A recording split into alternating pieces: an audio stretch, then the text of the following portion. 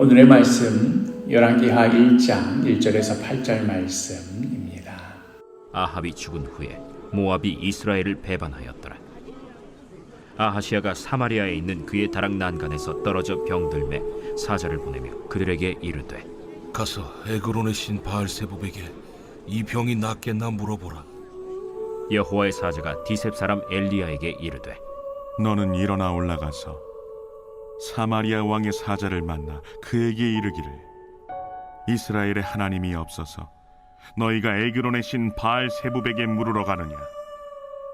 그러므로 여호와의 말씀이 내가 올라간 침상에서 내려오지 못할지라 내가 반드시 죽으리라 하셨다 하라.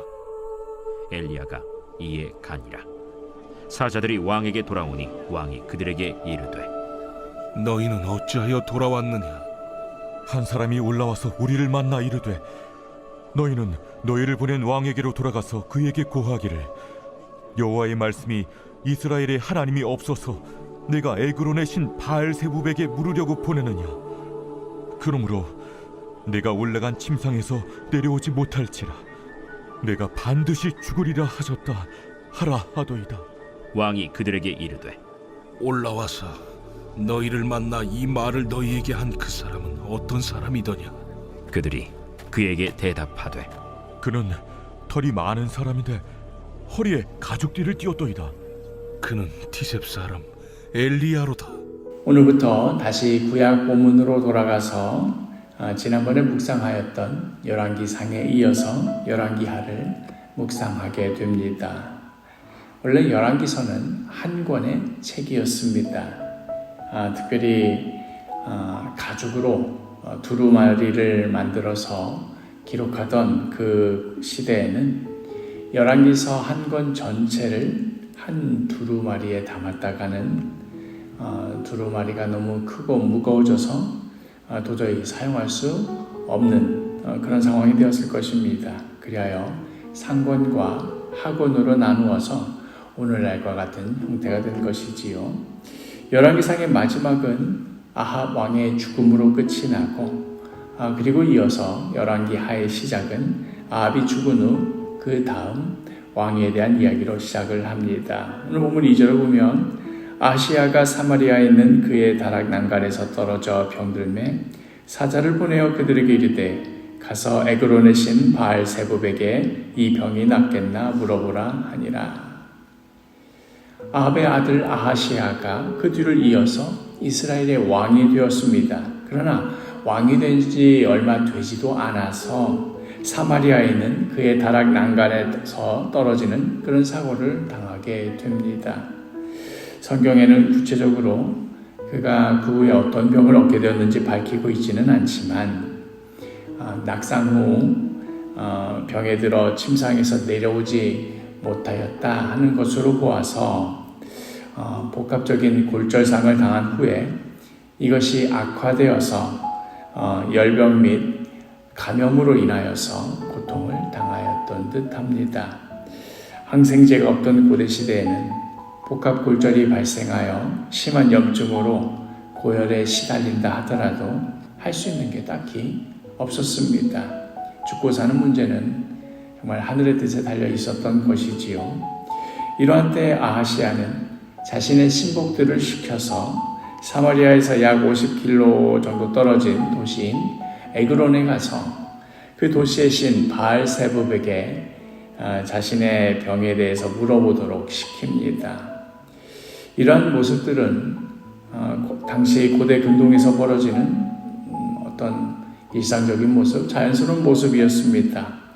왕이라 하더라도 사고를 당할 수 있고 병에 걸릴 수 있었고, 또 죽고 사는 문제는 용하다고 알려진 신전에 가서 어찌 될지 묻는 것, 그게 당시 세상에 어느 나라의 어떤 왕이라도 아마 그와 같이 행했을 것입니다. 하지만 적어도 이스라엘의 왕이라면 결코 그렇게 행해서는 안 되었습니다. 이에 여호와의 사자가 엘리야를 통해 다음과 같은 메시지를 전합니다. 3절에 여호와의 사자가 디셉 사람 엘리야에게 이르되, 너는 일어나 올라가서 사마리아 왕의 사자를 만나 그에게 이르기를, 이스라엘에 하나님이 없어서 너희가 에그론에 신 바알세붑에게 물으러 가느냐. 세상 다른 나라 사람들이 그럴 수 있다고 쳐도 이스라엘의 왕인 네가 그럴 수가 있느냐. 그렇게 마치 이스라엘은 하나님이 없는 것처럼 살아가느냐 하는 질문입니다. 전에도 여러 번 강조하였지만 이스라엘의 왕이 여호와 하나님을 섬기지 않은 것이 아닙니다. 예배도 드리고 제물도 태워드리고 찬양도 하고 할 수 있는 것은 다 했습니다.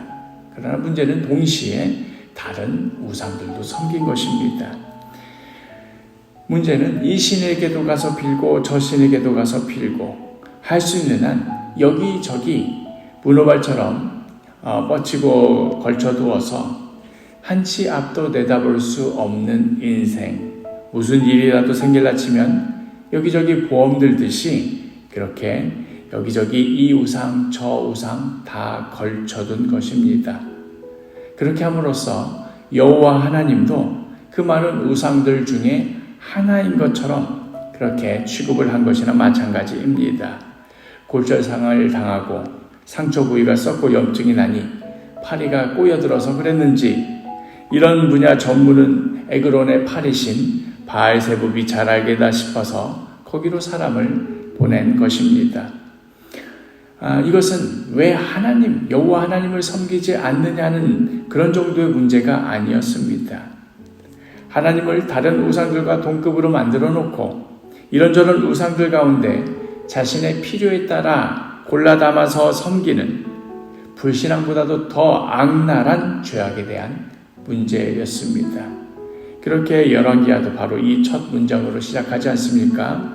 첫 문장 1절 아합이 죽은 후에 모압이 이스라엘을 배반하였더라. 모압이 배반한 것에 대해서 분개할 줄 안다고 치면 바로 뒤이어 벌어지는 아하시아의 이 행동에 대해 이것이야말로 바로 하나님을 향한 배반인 줄 알고 분개할 줄 알아라 하고 선언하는 것이지요. 그리하여 아하시아는 엘리야로부터 다음과 같은 선고를 받습니다. 4절에 그러므로 여호와의 말씀이 내가 올라간 침상에서 내려오지 못할지라 내가 반드시 죽으리라 하셨다 하라. 엘리야가 이에 가니라.